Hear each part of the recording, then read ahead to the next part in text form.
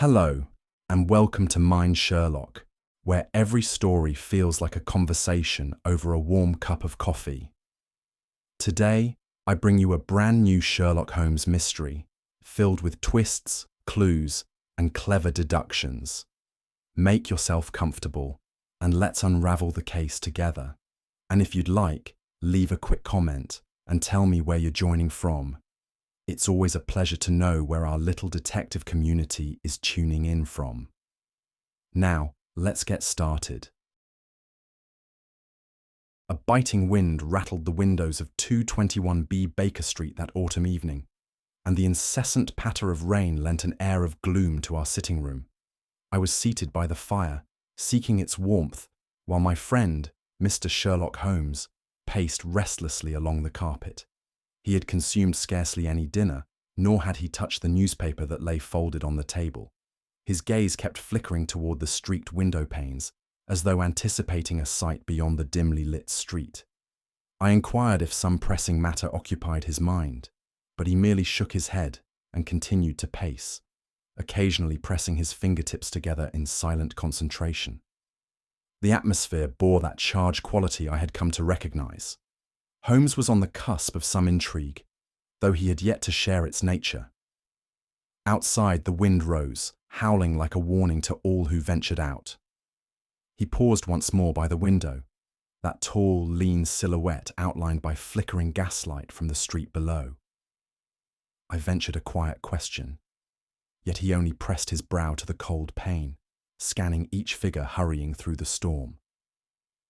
In the lamplight's wavering glow, his sharp features seemed carved from stone, betraying neither excitement nor impatience, only relentless vigilance. I knew the signs well. Holmes expected an arrival, though from whom and for what purpose he chose not to say.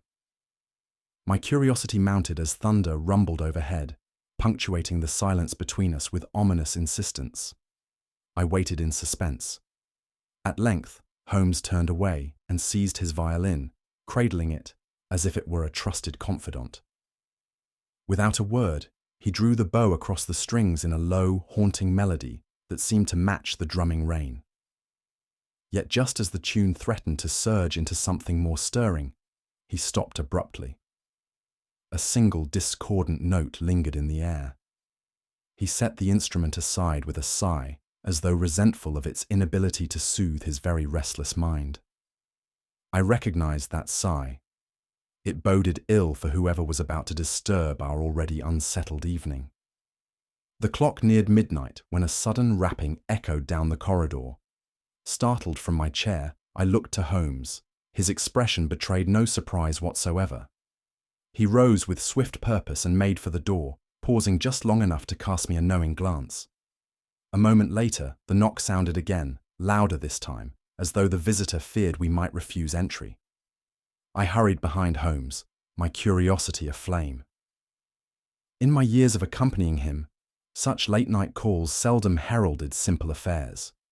My pulse quickened, convinced that this was the event Holmes had been anticipating all evening. As Holmes opened the door, a woman heavily cloaked and veiled appeared, her trembling fingers clutching a small scrap of paper. Raindrops clung to her skirts, and a smear of mud stained the hem with stark evidence of hurried travel. Beneath her veil, I glimpsed eyes wide with a mixture of fear and urgency. She brandished a creased railway ticket, its lettering blurred by damp. Holmes regarded her for an instant, then gently ushered her inside. His gaze flicked momentarily to her sodden footwear, and I sensed the inexorable wheels of his deduction set so swiftly in motion once more. Holmes broke the silence with a quiet remark about railways.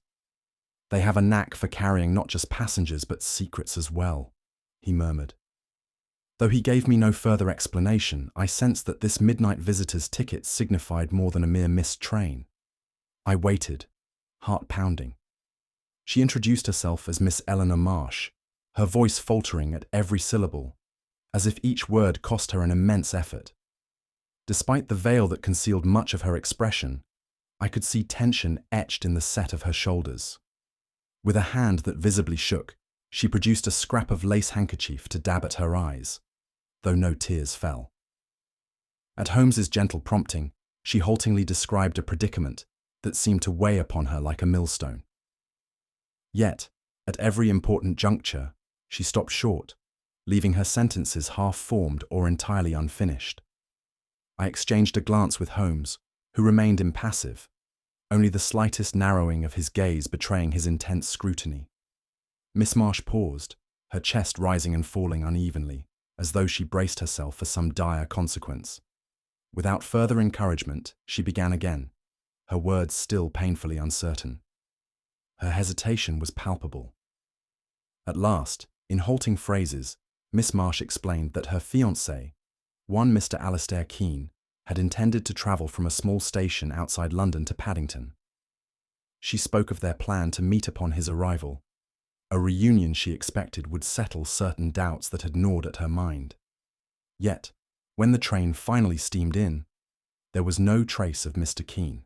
A porter recalled seeing him board earlier that evening, but neither he nor any fellow passenger could account for the gentleman's abrupt disappearance. Miss Marsh's lips trembled as she recounted waiting on the rain-swept platform, hoping in vain to spot his face among the disembarking crowd. Her voice trailed off, weighted by dread. Holmes, arms folded, regarded her intently. I sensed that this mystery involved more than a simple missed rendezvous, and the possibility of foul play stirred a chill within me. I braced myself. She spoke of further bewilderment.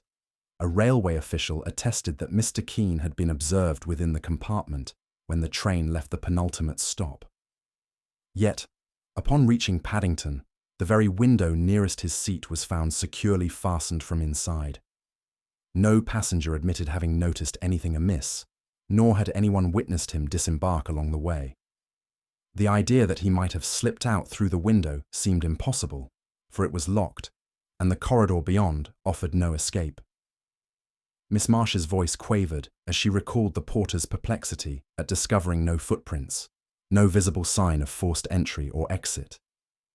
I heard Holmes tap a thoughtful finger against his lips. A locked window, an empty seat, and an absence of explanation. These were ingredients bound to stir his analytical mind. I felt sure we stood at the threshold of a singular and perilous riddle. We dared not falter. Holmes, ever alert to detail, turned his attention from her account to her person. He noted the wear on the soles of her shoes, caked with fresh mud that suggested more than a hurried dash through London's streets. Her gloves, once immaculate, bore a faint smudge at the fingertips, as if she had been handling something dusty or unclean. Even her coat's frayed hem caught his scrutiny. In a measured, dispassionate tone, he inquired about her recent travels, receiving only evasive murmurs in response. I could sense him absorbing each clue as though collecting fragments of a larger, hidden mosaic. Miss Marsh, flustered under his calm gaze, seemed uneasy, her eyes darting aside whenever Holmes pressed a crucial point. He said nothing overtly accusatory, yet the force of his observations left her visibly shaken. I caught his slight nod, a silent declaration that he saw more than she revealed. Indeed. With trembling hands, Miss Marsh retrieved a small, tattered telegram from the depths of her coat. At Holmes's prompting, she passed it across for our inspection. The message bore a single initial at its conclusion. M. It instructed her to board the midnight train bound for Paddington, while wearing a red carnation in her lapel.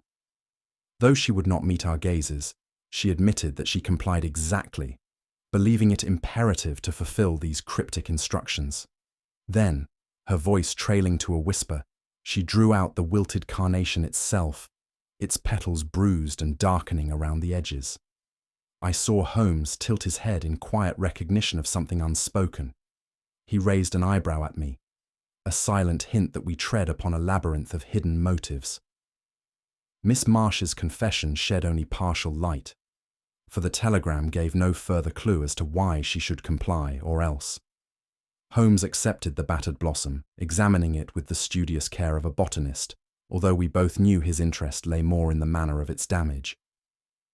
Petals were torn in places, bearing smudges of ink and a faint scent of perfume.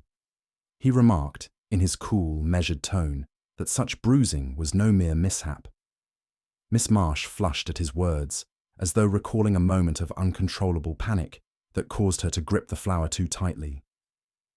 The carnation's dishevelled state suggested urgency, a frantic tension that belied her claim of calm compliance. I watched Holmes's gaze flick over her trembling fingers, alighting on the slightest details most men would overlook. A swift glance at me confirmed his private suspicion. This woman possessed knowledge she dared not share.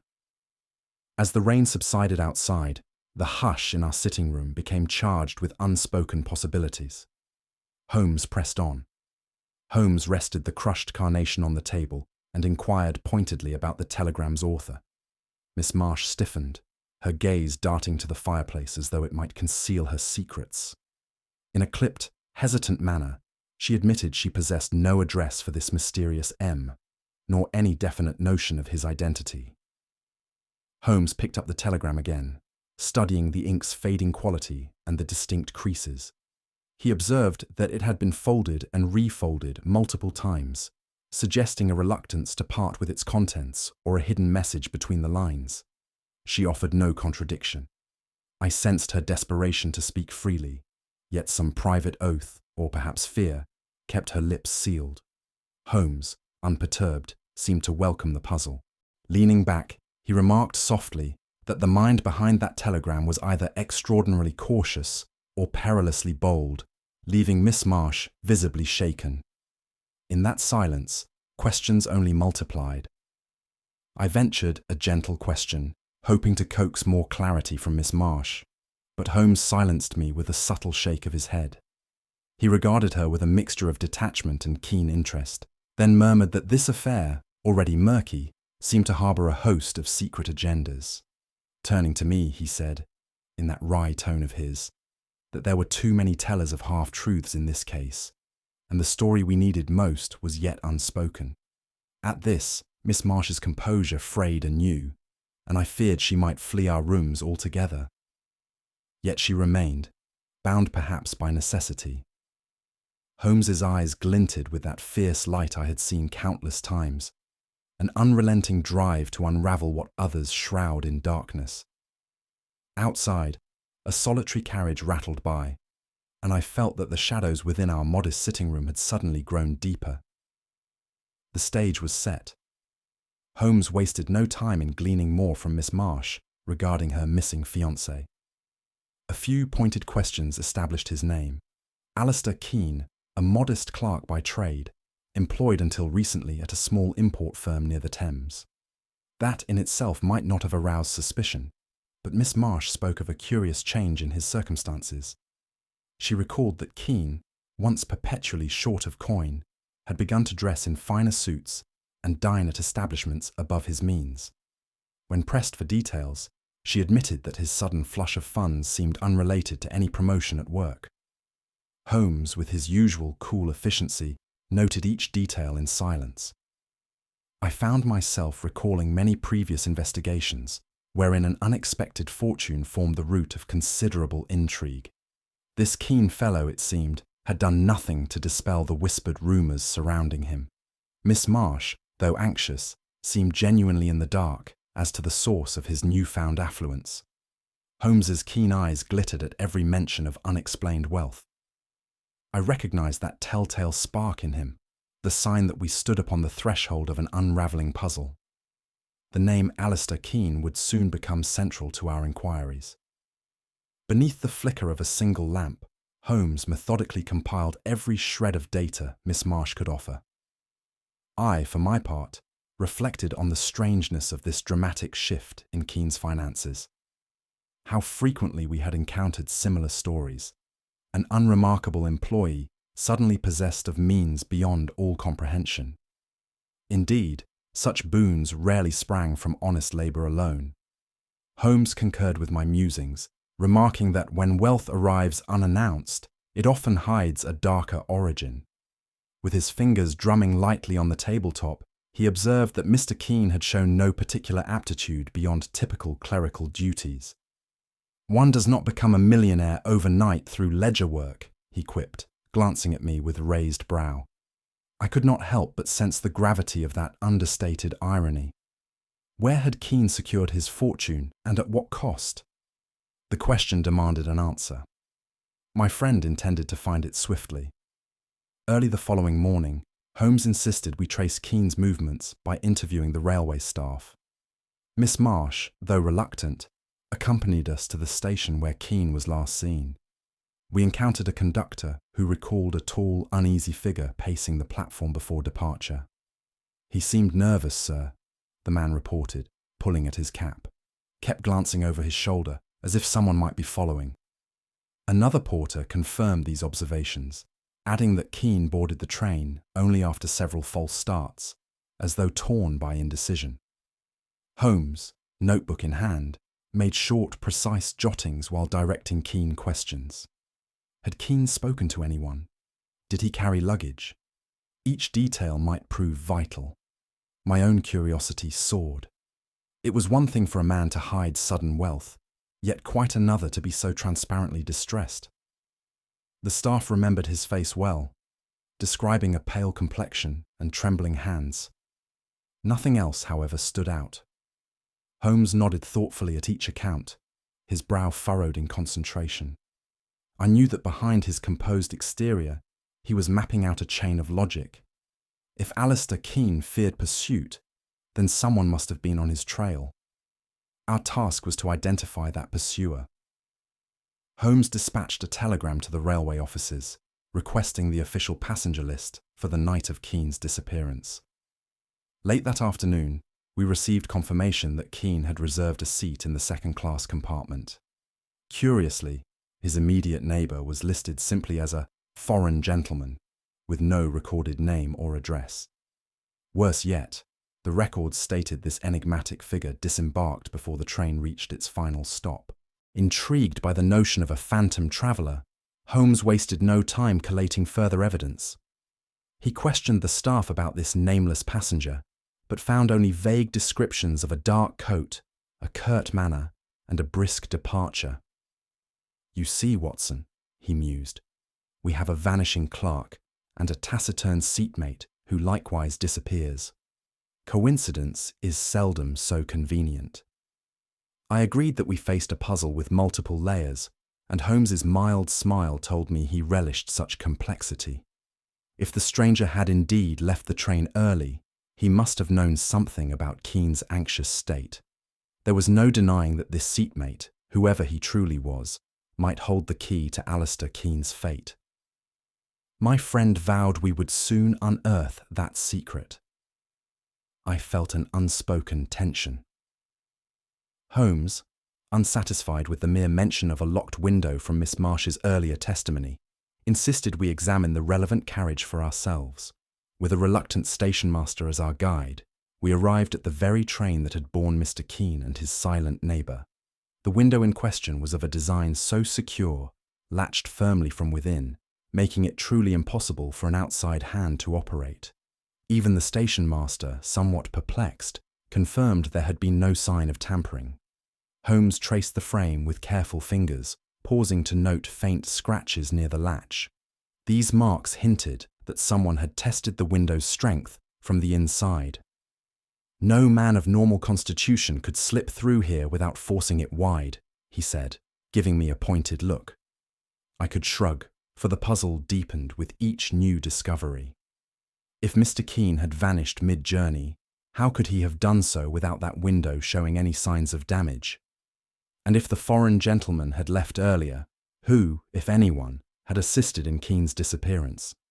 Holmes tapped the window frame once more, a thoughtful frown on his face. "The window tells us only half the story," he declared. Holmes did not rest upon the matter of the window alone. He next directed his energies to the few personal belongings Mr. Keane had left behind on the train. Among them, we discovered a battered hat, its brim darkened in a curious pattern of soot.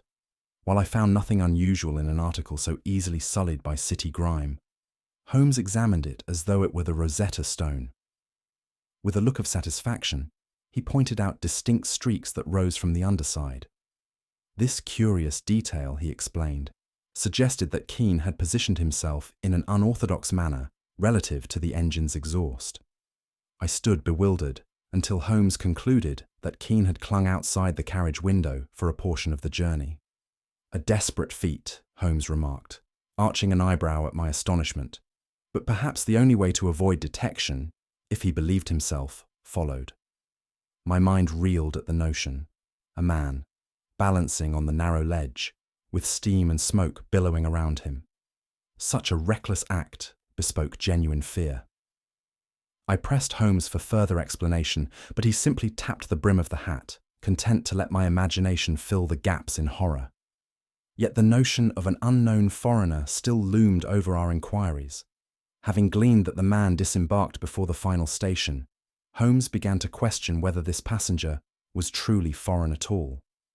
In a quiet aside, he hinted that the fellow's attire, though described by the staff as exotic, might simply have been a clever disguise.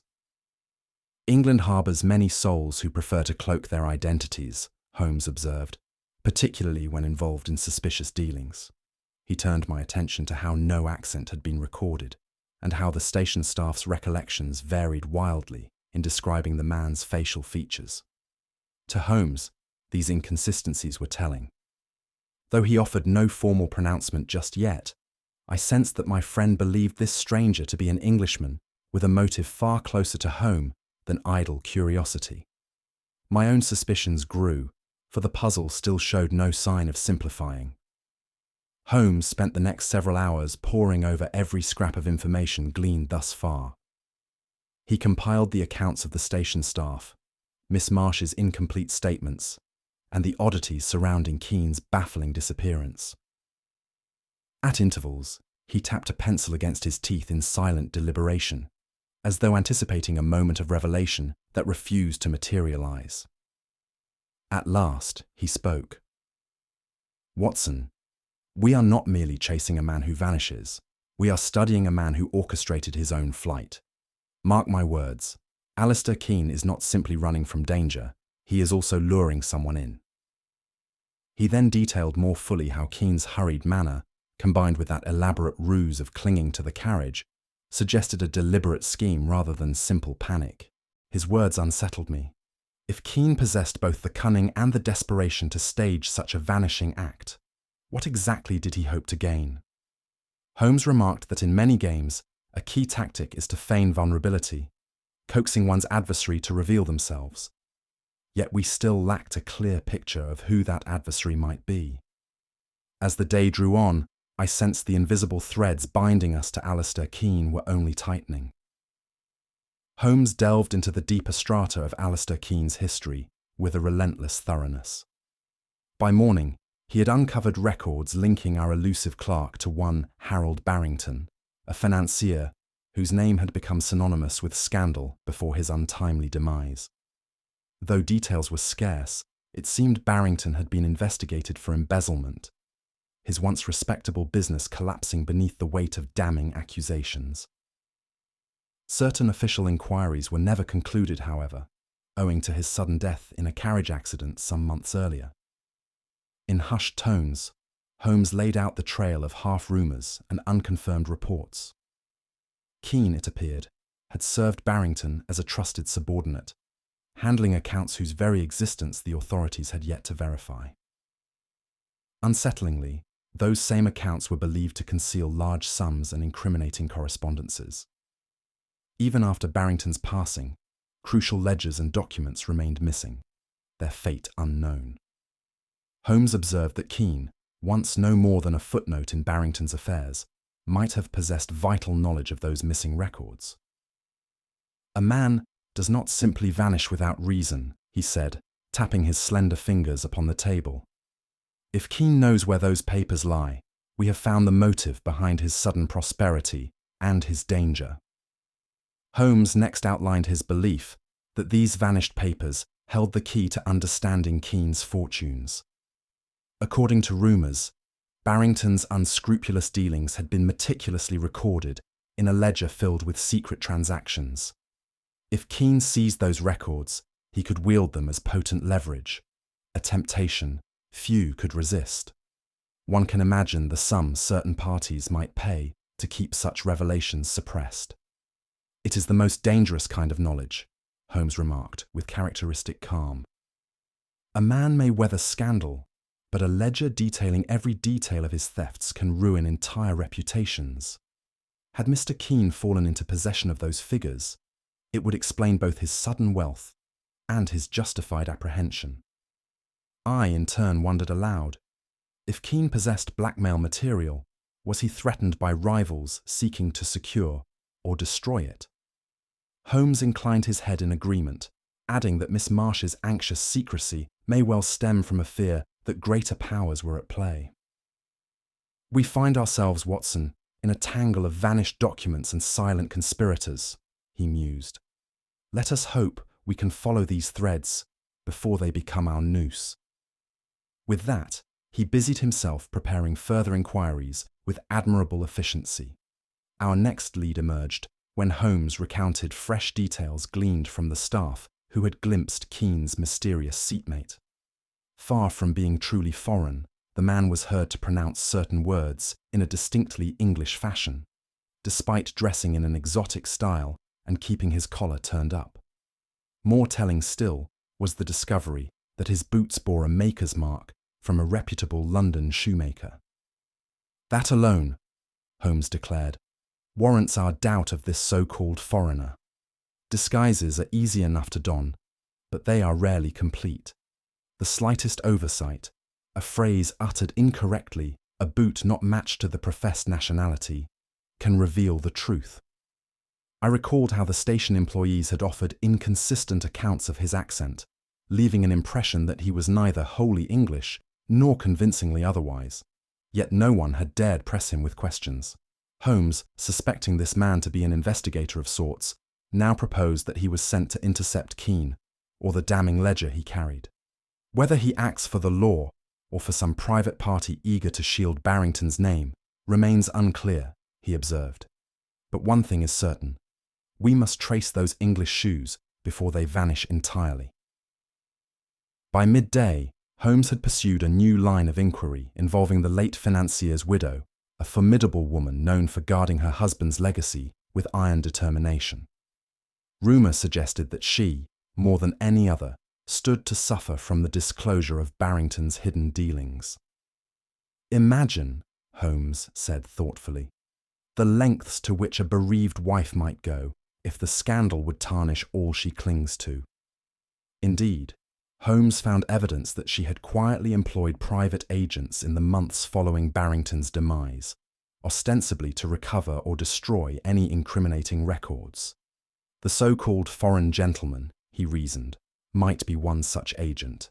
Desperation, Watson, breeds resourcefulness. If she believed Keene held those vital documents, dispatching an investigator in clever disguise would be a small matter. I must admit the prospect filled me with a certain foreboding. A grieving widow, perhaps ruthless in her pursuit of a clean reputation, a clerk privy to damning secrets, and a disguised pursuer able to vanish at will. These were the constituents of a drama that threatened to outrun our best efforts. Holmes, however, merely steepled his fingers and remarked that this was the sort of case he found most invigorating. We pressed on. Holmes once remarked that the smallest detail can illuminate an entire conspiracy, and so it proved when he examined Alistair Keene's abandoned jacket. One sleeve bore traces of red sealing wax near the cuff and the faintest imprint of fresh ink upon the cloth. The discovery caused Holmes to pause in silent consideration, his slim fingers gently tracing those curious marks. Miss Marsh, present in the room, appeared uneasy at his quiet scrutiny, though she did not venture a question. Holmes mused that Keene must have composed a message during his fateful journey, either hastily or under threat. The train's motion and the need for secrecy would explain the small splatter of ink, while the presence of sealing wax suggested he had attempted to secure his note against prying eyes. When I remarked that it seemed a dangerously conspicuous act, Holmes only inclined his head. A man may be desperate to communicate something of great importance, he replied. Perhaps he sought to warn a friend or ally, or to broker a bargain. But in any event, the urgency is clear. He laid the jacket aside with a measured calm. I saw in his gaze a spark that signaled the puzzle had deepened yet further. Naturally, my own curiosity drove me to inspect these same ink stains with greater attention. Unlike my friend, I am no expert in the subtle language of smudges, yet one thing struck me. The strokes seemed hesitant, as though the writer's hand shook at the critical moment. I pointed this out to Holmes, who offered an approving nod. "It is an important observation, Watson," he said. "A trembling hand might suggest deep fear or even physical restraint. The man who penned this note did so under considerable pressure." He then proceeded to outline various scenarios in which Keane may have been compelled to write against his will. Perhaps a hidden assailant forced him to commit some confession to paper, or possibly he was relaying coded information to a confidant. Miss Marsh winced at this suggestion of coercion, but said nothing. Holmes, noting her discomposure, quietly reminded me that every element of the carriage scene, soot-laden hat, locked window, and phantom seatmate, pointed to a man in fear for his life. That same terror might account for the shaky hand. However, he refused to state an absolute conclusion, remarking only that we lacked certain vital pieces before the full truth could emerge. There came a moment when Holmes, sensing Miss Marsh's mounting anxiety, turned to her with a directness that left no room for prevarication. "You have followed Mr. Keane before," he stated without hesitation. Her face paled, and she made a half-hearted attempt at denial before relapsing into worried silence. With gentle but firm insistence, Holmes coaxed from her a confession that she had, in fact, trailed Keane on more than one occasion in recent weeks. She explained, her voice trembling, that she suspected Keane of being ensnared in perilous affairs, and her love for him drove her to watch him from a distance. When pressed by Holmes, she admitted knowledge of a whispered rumour concerning certain documents, though she refused to clarify precisely what she knew of their contents.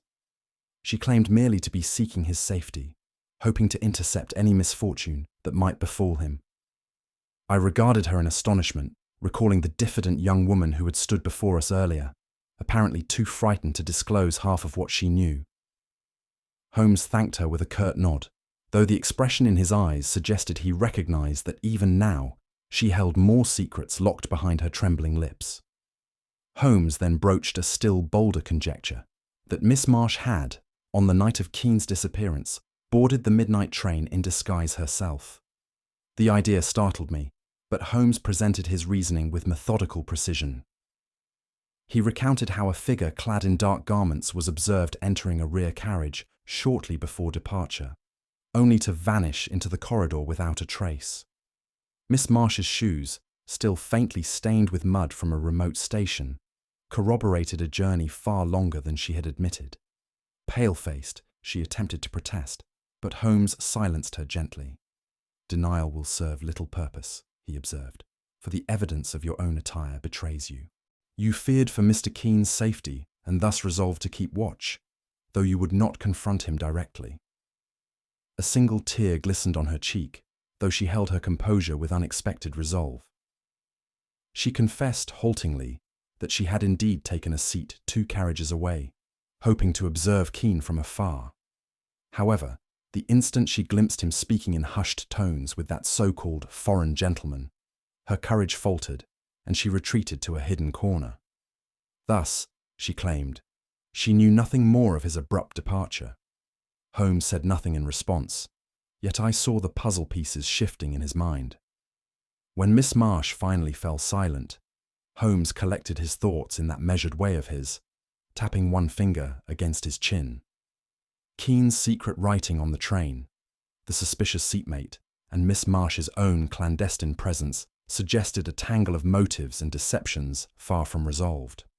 Moreover, the dreaded ledger containing Barrington's darkest transactions remained missing, and the financier's widow loomed as a formidable force that had yet to show her hand fully.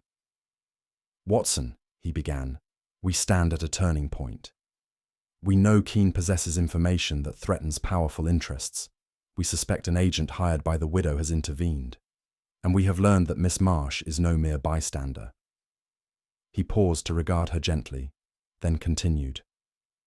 Yet the heart of this affair has not been revealed. The man who disappears in a locked carriage is only half the story. We must uncover the rest. His words, delivered in that calm, incisive voice, sent a chill of anticipation through me. Indeed, we had pieced together enough to realize the scale of the forces arrayed against one timid clerk. But how the next stage would unfold, none of us could yet say. With a grave nod, Holmes motioned us onward. Holmes wasted no time in launching his plan to unmask the elusive figure behind Alistair Keane's disappearance. After a brief deliberation, he proposed a false advertisement, cunningly worded to suggest that the missing ledger had been unearthed by an obscure archivist seeking a buyer. The text promised discreet inquiries, complete secrecy, and required would-be claimants to respond by telegram, citing a reference code only someone intimately familiar with Barrington's affairs would know. He showed me the draft with a keen twinkle in his eye. I could not help but marvel at the precision of his subterfuge. He arranged for the notice to appear in a lesser-known financial paper read primarily by those with an interest in concealed dealings. The advertisement gave a hint that the documents were priceless to any who wished to keep certain secrets under lock and key. "We must flush out our villain by appealing to his greatest fear," Holmes remarked quietly. "He will not resist the temptation to secure those papers or to suppress them forever." I ventured to ask if he felt any moral qualms in deceiving potential wrongdoers. Holmes merely offered a faint shrug. "A necessary ruse, Watson," he said. "Our friend must learn that the game he plays is not his alone." With that, he dispatched the advertisement, confident that our quarry would soon stir from hiding. We had fashioned a net of words in the hope that the prey, enticed by rumour, would step unwittingly into the snare. It was masterful indeed. Barely had the false advertisement circulated before Holmes received the very signal he had anticipated, a cryptic reply, demanding a secret meeting and feigning concern over potential blackmail. Satisfied that the fish had nibbled the bait, Holmes moved into his next phase. He secured permission from Scotland Yard to utilise the same midnight train carriage, ensuring that every aspect of the setting matched Keane's ill-fated journey. Inspector Lestrade, though initially dubious, lent his cooperation once Holmes laid out his plan. I accompanied Holmes to the station hours beforehand, our hearts pounding with anticipation. The carriage stood as dark and empty as on that fateful night, but this time we took pains to station plainclothes officers in adjacent compartments. A discreet signal system, arranged by Holmes, would allow them to converge at a moment's notice. Holmes quietly rehearsed the steps of our ruse. Should our adversary appear, we would remain hidden until the crucial instant, preserving the illusion that the carriage was unguarded. Then, once our villain revealed himself, we would have him cornered. I recall the atmosphere brimming with tension, every echo upon the platform reverberating in my mind. "Patience, Watson," said Holmes. "A single misstep could alert our quarry." I nodded, fully aware that the success of our entire venture depended on the utmost subtlety. If luck and cunning favoured us, that midnight train would finally yield answers. My pulse quickened. Even the slightest sound felt magnified under that hush, as though the train itself awaited the hidden drama.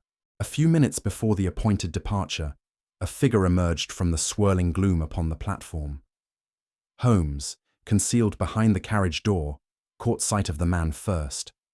One fleeting glance was enough to stiffen his posture in recognition. He withdrew from the door, and in a low murmur confided to me that our visitor was none other than Sebastian Miller, an infamous smuggler and confidence trickster, whom Holmes had bested in a daring case years ago. Miller, clad in a nondescript overcoat and hat, boarded swiftly, his eyes darting left and right. Unaware of our presence, he paused near the corridor, as if listening for any sign of pursuit. I distinctly recalled Holmes recounting how Miller had once eluded capture by slipping under a false name and forging travel documents. Evidently, the man's cunning had not diminished with time. We waited with bated breath, trusting the shadows to conceal us. My mind turned to the possibility that Miller, drawn by the advertisement's promise of valuable papers, intended to seize them for his own gain, or to destroy them, should they threaten his employers. Holmes lightly tapped my shoulder, indicating that we should allow Miller to settle. He will reveal his intentions if he believes himself alone, Holmes whispered. A patient hound takes his quarry unawares. I nodded, adrenaline surging. The locomotive's whistle sounded, and the train jerked into motion. Our man of the hour was aboard, and the final act had just begun. Little did he suspect our vigilance. Moments after the train pulled away, Holmes retrieved a folded cap and overcoat from our hidden compartment, slipping them on with practiced ease. In seconds, he appeared every inch the unassuming ticket inspector, complete with a worn brass punch dangling from one pocket. I admired his transformation, recalling how his flair for disguises had baffled even Inspector Lestrade on more than one occasion. While I remained nearby, Holmes ambled down the corridor and entered the very carriage where Miller had seated himself. Our quarry, engrossed in checking over a small satchel, glanced up only briefly, evidently taking Holmes for nothing more than rail staff. Without hesitation, Holmes slid into the seat beside him, a friendly smile on his face as though offering assistance. I could scarcely breathe, convinced that Miller must recognize the sharpness in those grey eyes, or the set of that jaw. But if he suspected anything, he betrayed no sign. Instead, he shifted to conceal the satchel more effectively, answering Holmes's casual remarks with curt politeness. Inwardly, I marveled at my friend's audacity. It was one thing to observe from afar, quite another to plant oneself at the very elbow of a dangerous suspect. Yet that had ever been Holmes's way. He thrived upon risk if it served the cause of uncovering truth. With each passing moment, I knew the tension rose. If Miller gleaned his seatmate's true identity, the entire plan might collapse in an instant. We hung on the edge. This was Holmes's boldest gambit yet. Holmes continued his subtle ruse with unwavering calm, engaging Sebastian Miller in polite conversation about railway timetables and the challenges of nighttime travel. At each opportune moment, he steered the talk toward missing documents, dangling half-truths about an archivist who had stumbled upon a cache of scandalous ledgers. Miller, intrigued, let slip a guarded hint that he knew precisely what ledger might be at stake, though he was careful not to divulge his connection to the Barrington affair. Holmes then let fall a seemingly casual remark about the difficulty in storing sensitive papers. One cannot simply tuck them in a carpet bag, you know. Too many prying eyes. This remark provoked Miller to glance instinctively at the carriage window, and there, Holmes caught the fleeting sign that told him everything. You'd be surprised, Miller muttered, tapping the edge of the sill. He boasted of the cunning methods men employed to hide valuables in plain sight. Holmes feigned absent-minded agreement, offering the slightest nod. Thus, piece by piece, the villain unwittingly revealed the train's secret. A false panel within the wooden frame, cunningly built by a past owner for smuggling contraband. Holmes's mild exclamation of surprise masked the triumph in his eyes. Though Miller believed he retained the upper hand, it was now clear precisely where the elusive ledger lay. The stage was set for Holmes's final move, and the conversation continued as though nothing were amiss. With each passing moment, he drew the net tighter, certain that Miller would remain oblivious. As the carriage rumbled along the tracks, Holmes gave the slightest nod in my direction, our arranged signal that the trap was nearly ready to spring. With that prompt, I slipped quietly into the adjacent compartment, retrieving the small lantern Holmes had prepared beforehand. At intervals, he had instructed me to create a faint flicker of light through the corridor window, its beam just bright enough to catch the eye of the plainclothes officers posted near the rear of the train.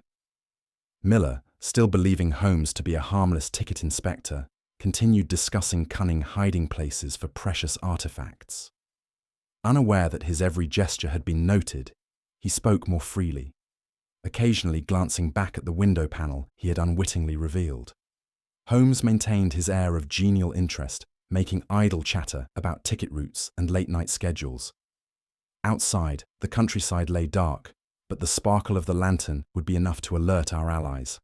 Lestrade, riding in the next carriage, would soon take his cue.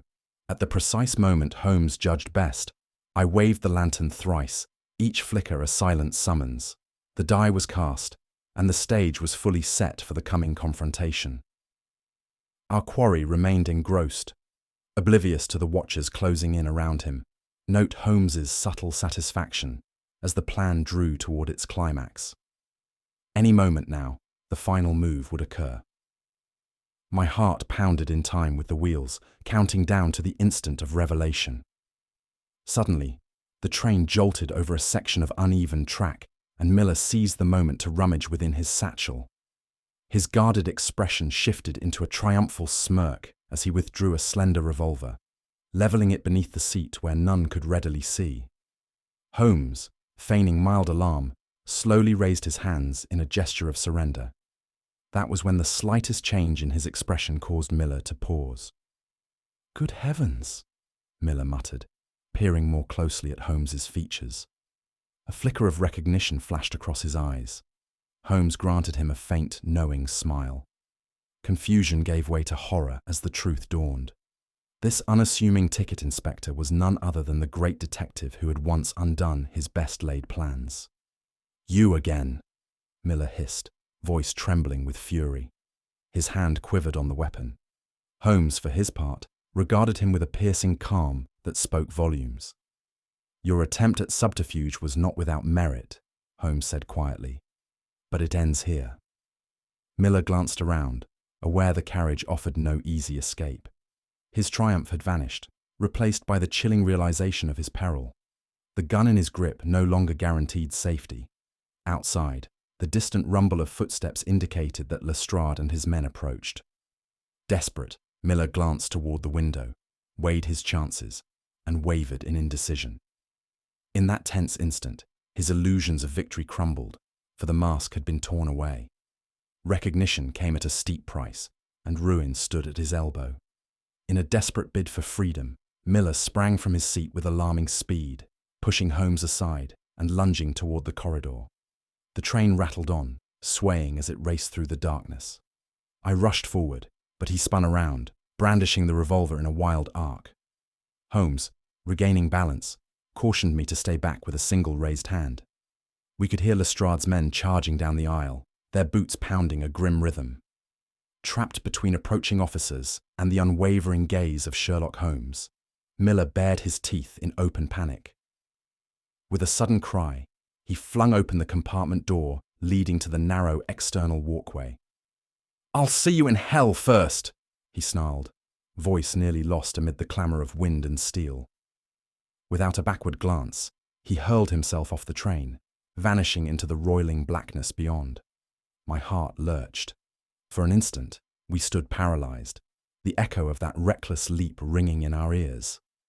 Holmes, typically collected, allowed a single exhalation of regret.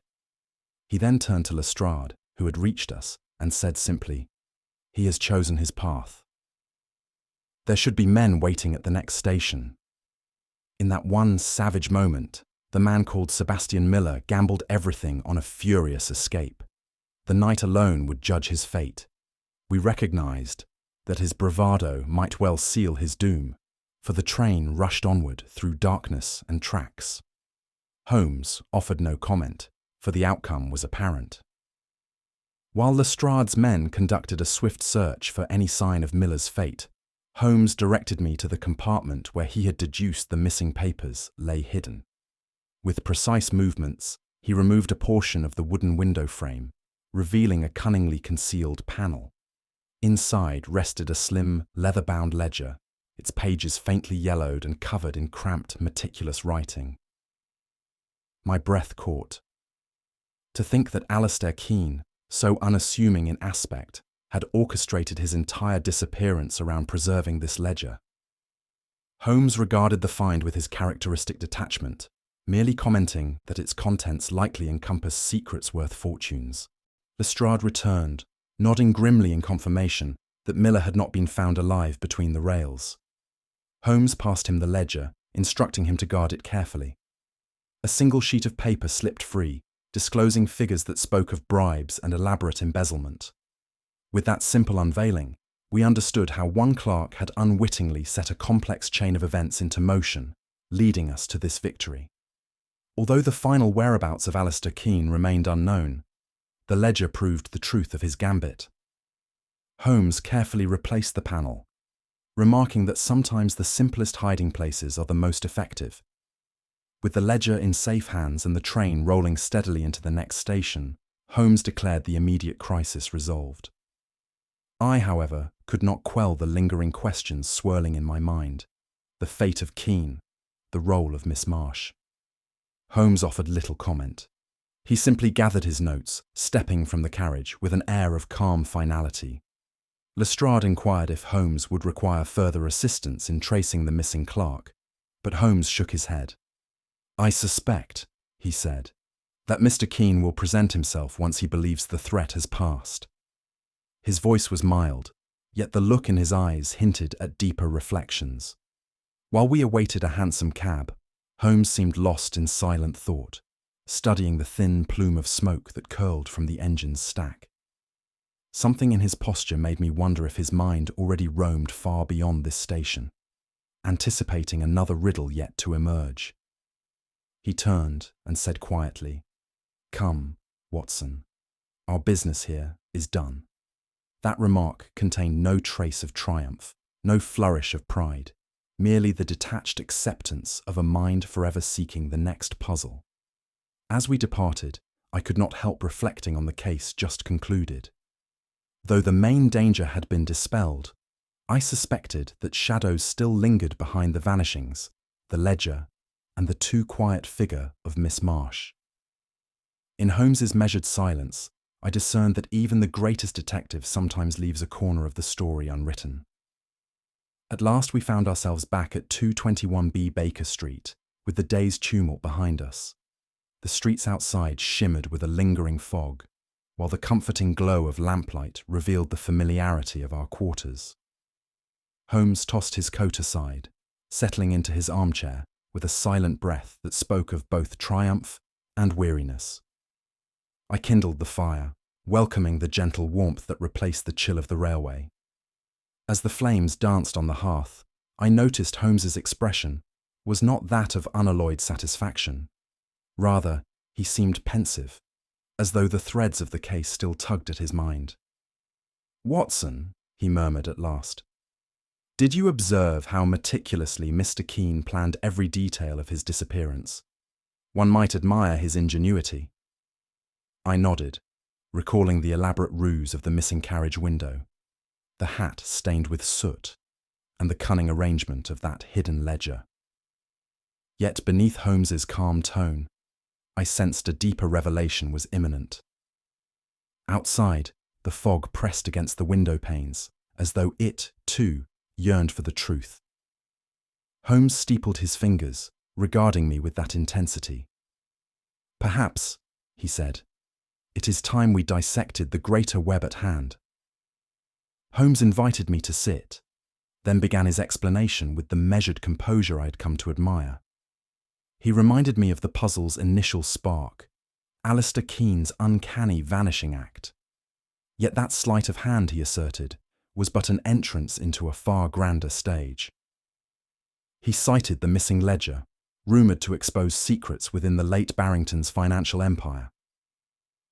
Keene's disappearance, so painstakingly arranged, served merely as the outward sign of greater machinations beneath the surface. "Think, Watson," Holmes said, tapping his fingertips together, "of the many pieces at play, the so-called foreign gentleman, the blackmail attempts, and Keene's clandestine efforts. All revolve around that ledger's power to topple names of high station." He paused, letting me absorb the breadth of his claim. Indeed, it seemed incredible that a single document could hold such sway. Holmes then reminded me of Miss Marsh's shadowy involvement, how her actions hinted at knowledge far deeper than mere concern for her fiancé's safety. Step by step, he led me to see that each twist, every frantic telegram and concealed identity pointed toward an elaborate scheme of protection and threat. In short, he concluded. We faced not one puzzle, but a series of nested enigmas. Holmes relit his pipe, sending a thin curl of smoke drifting upward. He then recounted the story behind the widow of Harold Barrington, a woman known, in whispers, to guard her husband's reputation with fierce determination. When word first arose that key evidence of the financier's transgressions might surface, she moved to secure it by any means necessary. Her motive was clear. The memory of her late spouse would be forever blackened if his crimes became public knowledge. In so doing, Holmes explained, she had set her own trap, hiring a private investigator who disguised himself as a foreign traveller, tasked with reclaiming the missing ledger. But as with all conspiracies, this one was ripe with betrayal. Alistair Keene, once an unremarkable clerk, recognised the leverage he possessed and devised a plan to vanish, hoping to negotiate a better bargain. Thus, Holmes painted a portrait of intersecting schemes, each orbiting that pivotal ledger. The widow's agent dogged Keene's steps. Miss Marsh hovered at the fringes, torn by loyalty and dread. And all the while, Keene himself clung to the knowledge that kept him one step ahead, until his nerve finally broke. Holmes's gaze flicked toward the darkened street outside. He had more to reveal, and I waited, breath held. With a measured inhale, Holmes delved into Keene's unenviable position.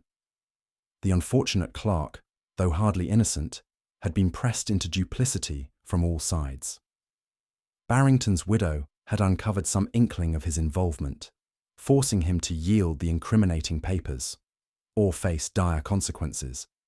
Fearing both legal repercussions and the widow's merciless approach, Keene attempted a balancing act. He kept the ledger hidden, knowing it was his sole token of survival, even as he faced rising threats. Holmes pointed out that Keene's every move, boarding the midnight train, staging his locked window disappearance, had been calculated to elude pursuers. Yet in the process, he unwittingly entangled Miss Marsh, who, in her devotion, shadowed him to ensure his safety. The widow's hired operative, equally desperate, pursued them across railway platforms and through secret telegrams. All for a ledger containing figures best left concealed, Holmes remarked dryly. I considered the toll such blackmail exacted. Keene, burdened by guilty knowledge, sought only to protect himself, even as he ensnared others in a web of half-truths. By the end, betrayal was inevitable. Holmes sighed, the fleeting sorrow in his eyes hinting at the personal tragedies these affairs often wrought. And so, he concluded quietly, the stage was set for the final deception and the inevitable fall. Holmes drew a thoughtful breath before explaining that Miss Eleanor Marsh was far more involved than her trembling demeanour initially suggested. Long before she crossed our threshold, she had been aware of Alistair Keene's involvement with Barrington's missing papers. Her purpose, Holmes said, was twofold: to guard Keene should danger arise, and to ensure he did not betray certain interests. I stared in astonishment, remembering her halting confessions and the worried tears she shed. Yet Holmes, in his usual detached manner, noted that the very pathos of her manner was precisely what allowed her to operate in the shadows. He believed she had received instructions from a mysterious employer, someone who had a keen desire to monitor both Keene and the ledger. Miss Marsh's dogged pursuit of Keene, her contradictory statements, and even her final admission that she boarded the train in disguise all pointed to an agent of sorts, half loyal, half fearful. Whether she truly loved Keene or felt coerced remained a private matter. The only certainty, Holmes remarked with cool interest, was that she carried more knowledge than any bystander could claim. I could not help but wonder whose bidding she followed, and whether she herself knew the full extent of the designs she served. Holmes shifted his focus next to the so-called foreign gentleman who had shared Keene's compartment, revealing the man to be none other than a discreet operative in the employ of the late Barrington's widow. This widow, determined to shield her husband's reputation, and perhaps safeguard her own standing, had commissioned his services to recover the incriminating papers by any means necessary. From subtle discrepancies in accent to the telltale English shoemaker's mark on his boots, Holmes had deduced that this traveller was no true foreigner at all. Rather, he was a cunning investigator, adept at feigning origins to pass unnoticed among unsuspecting companions. His abrupt departure from the train, Holmes explained, served as evidence of a greater plan foiled or altered when he realized Keane might elude him. Holmes took a moment to laud the man's skill at deception, while I struggled to reconcile the initial reports of an aloof foreigner with the reality of a fellow countryman playing a careful role. He was neither kind nor cruel, Holmes observed, merely a professional tasked with a singular purpose. The loss of Keane, along with the ledger, spurred him to vanish, leaving the midnight train to bear its unanswered questions. In this, we saw only part of the widow's long reach. I inquired how Alistair Keane managed to keep such precious papers out of sight. With unwavering composure, Holmes explained the creative stratagem Keane devised, concealing the documents within the carriage window's inner casing. Panicked by the knowledge that both the widow's operative and unknown adversaries pursued him, Keane resorted to an ingenious hiding place, one so seemingly ordinary that no one would suspect its significance. When Holmes described the hidden panel, I recalled the locked window that puzzled us from the start. The same window that offered no sign of tampering, yet was pivotal to Keane's disappearance. Once Holmes examined its peculiar construction, he realized it provided ample space for a slim ledger or small packet of papers, securely invisible. "Desperate times require desperate measures," he commented. Keane likely intended to retrieve the papers later, once the immediate peril subsided. In that brief interval, neither the so-called foreign gentleman nor Miss Marsh would suspect precisely where the evidence lay. I felt a shudder of admiration for Keane's daring. By hiding the ledger so close at hand, he managed to throw off even those who sought it with the greatest determination. Yet the plan, as Holmes reminded me, was not without grave risk. Eager to fill the final gap, I pressed Holmes for details regarding Keane's shocking disappearance. With a calm smile, he recounted how Keane, realizing he must leave the train without detection, contrived a perilous route. First, he locked the window from within, making it appear entirely undisturbed. Then, slipping through the corridor at a fortuitous moment, he crouched outside the carriage on its narrow ledge. Soot from the train's engine stained his hat, providing the final proof of his precarious position. Holmes explained that by clinging to the side of the carriage for as long as his nerves could bear it, Keane avoided any prying eyes in the aisle. At a subsequent stop, he likely dropped down undetected, blending into the darkness of the station, leaving behind only an empty seat and a locked window. I could scarcely imagine the terror of such a venture. A single slip might have claimed his life. Yet, as Holmes pointed out, such risk underscored the gravity of the threat Keane faced. Locked in a dance of secrets with agents of a powerful widow, he chose an act of raw desperation. It was, Holmes said softly, both ingenious and profoundly dangerous. That, Watson, is the mark of a man cornered. I sat in silent awe. Even after listening to these revelations, I found myself quietly fuming at my friend's penchant for concealment. At numerous junctures, I might have assisted him more effectively had I known the full scope of his deductions. Yet Holmes merely lifted an eyebrow, as though amused by my frustration. He alluded to his belief that many secrets are best protected until the precise moment they must be revealed. "Your natural sincerity, Watson," he noted with dry affection, "could sometimes tip our hand too soon." I felt a twinge of indignation, which Holmes countered with a faint smile. Indeed, he was not entirely wrong. My eagerness to do good might well compromise the careful structures Holmes set in place. Still, I could not deny the sting of being left in relative darkness while the pieces moved around us. Our quarrel was an old one, and by now it had become almost a comfortable ritual, accompanied by a rare flicker of warmth in Holmes's otherwise detached bearing. In the end, I accepted his reasoning for withholding certain facts. Though we differed in temperament, we shared a common loyalty to the truth. And so, in that quiet moment by the crackling fire, the tension between us dissolved once more. Holmes rose from his chair, pressing a telegram into my hand. It bore a cryptic seal I did not recognize. He suggested that Miss Marsh's employer, whose identity still lingered beyond our grasp, might prove relevant in the near future. "Do not be surprised," he said in that even tone, "if we are called upon again to unravel a larger web of deceit." I gazed at the telegram and read only half a line before Holmes plucked it back. The clock on our mantel chimed softly, and with that, Holmes declared the immediate case concluded. Yet I harboured a distinct impression that the closing notes of this affair were no more than a prelude. The ledger's discovery, the widow's machinations, and Keen's fate all flickered in my mind, leaving behind the sense of unfinished business. Holmes, true to form, betrayed no sentiment. He took up his violin, testing a few notes with dispassionate calm. While the day's triumph might satisfy a lesser man, he appeared merely to consider it one step in a continuing chase.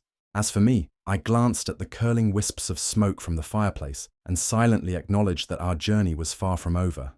A single question, unresolved, remained. Who truly commanded Miss Marsh, and to what end? That mystery, I felt sure, would one day knock at our door again. Holmes and I rose the next morning to find Baker Street, cloaked in a gentle drizzle, the remainder of the night's rainfall glistening on the window panes. For once, we enjoyed a tranquil breakfast, free from pressing visitors or the urgency of a half-solved mystery. The kettle whistled softly, and the aroma of fresh toast mingled with the lingering scent of damp wool. Holmes seemed subdued, his gaze drifting into the middle distance as though rummaging through the remnants of the case we had so recently concluded. I ventured to inquire after his thoughts, but he merely offered a faint murmur and continued buttering his toast. Despite the hush, I sensed an electric undercurrent. Holmes, I knew, rarely let a puzzle rest entirely. Still, it was a moment of welcome calm amid the storms of our profession, and I silently savoured it, uncertain when such peace might visit us again very soon. Holmes took a sip of his tea, and to my surprise, he spoke with uncharacteristic admiration for Alistair Keen's cunning. Rarely had I heard him bestow such praise upon any individual, let alone one who had so brazenly courted danger.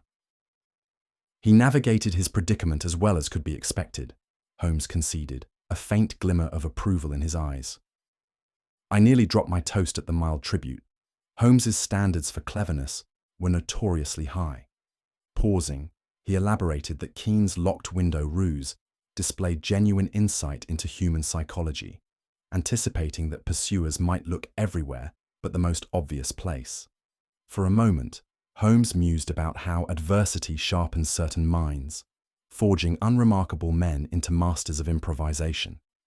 Then, as quickly as his mood softened, he returned to dissecting the case's complexities. Still, I could not help reflecting that Holmes had revealed, for once, a grudging respect for a fellow schemer. Holmes, having commented upon Keen's ingenuity, next turned his attention to a broader question. How does fear transform even the keenest intellect? He observed that desperation can warp a man's judgment, driving him to undertake deeds that, in calmer days, he would never imagine. It amuses me, he said, that our sharpest wits may crumble when cornered. A cornered animal, after all, is the most dangerous. I glanced at Holmes, sensing a note of personal reflection underlying his words. Though I dared not ask, I suspected he spoke from some private well of experience, locked away behind his detached exterior. He continued, explaining how Alistair Keen had flirted with disaster because fear blinded him to simpler routes of escape. A single misstep, after all, might have cost Keen his life. It struck me that even Holmes recognized how fragile brilliance can be when confronted by inescapable, dark, utter mortal dread. Seizing a moment between sips of tea, I ventured once more to press Holmes about Miss Marsh's elusive employer. He lifted an eyebrow, offering that maddening half-smile I knew too well. "My dear Watson," he said at last. Not every riddle begs immediate exposition. No entreaty of mine could pry further information from him. Whether he possessed ironclad proof or a mere hypothesis, he kept it sealed behind his aloof composure. With a resigned sigh, I allowed the topic to rest. Some doors in Holmes's mind, I had long recognized, remained firmly shut to all but his own solely choosing. Just when I resigned myself to unanswered questions, Mrs. Hudson appeared at the doorway with a crisp telegram in hand. Holmes accepted it with detached curiosity, breaking the seal to read its brief contents. He uttered a quiet, "Ah," then tossed the slip of paper onto the table. Without need for elaboration, I sensed the summons to another urgent case. "We go to Sussex," he declared simply. "A manor house, reduced to charred timbers, intriguing indeed." My earlier frustration gave way to rising anticipation. I recognized the familiar gleam in Holmes's eye. Rest would be fleeting, for a fresh puzzle beckoned. Holmes, glancing at the drizzle beyond our window, offered his final reflection. "Trains, Watson, are endlessly educational," he remarked. "One learns much from observing who travels, and even more from those who avoid them." With that parting phrase, he rose, leaving me to ponder the next riddle awaiting us both. Holmes sat quietly by the window at Baker Street, the evening's lamplight casting his sharp features into half-shadow. After a spell, he spoke with uncharacteristic softness. "Watson," he said, "our recent affair demonstrated how easily ambition blinds the best of men. The slightest error, a mistimed train, a half-truth told, can unravel the grandest scheme. And yet, fear itself often proves the sharper blade." He paused, tapping his fingertips thoughtfully. Had our adversaries paused to weigh their actions more carefully, they might have discovered far simpler ways to conceal their trail. I nodded, recalling how the case hinged upon a single overlooked detail. "It seems then," I ventured, "that those who fear discovery most are the ones who betray themselves most swiftly." Holmes's thin smile was all the agreement I needed. "A mystery for you. In your opinion, what was the criminal's gravest oversight that guaranteed their downfall? Was it succumbing to panic or underestimating the power of plain observation? I would be most interested to know your thoughts. If you have found our investigation enlightening, do share your own deductions below, and by all means subscribe for further chronicles of Sherlock Holmes. After all, these puzzles are best enjoyed in good company. Pass this story along to friends and family who relish a touch of mystery. The game is forever afoot.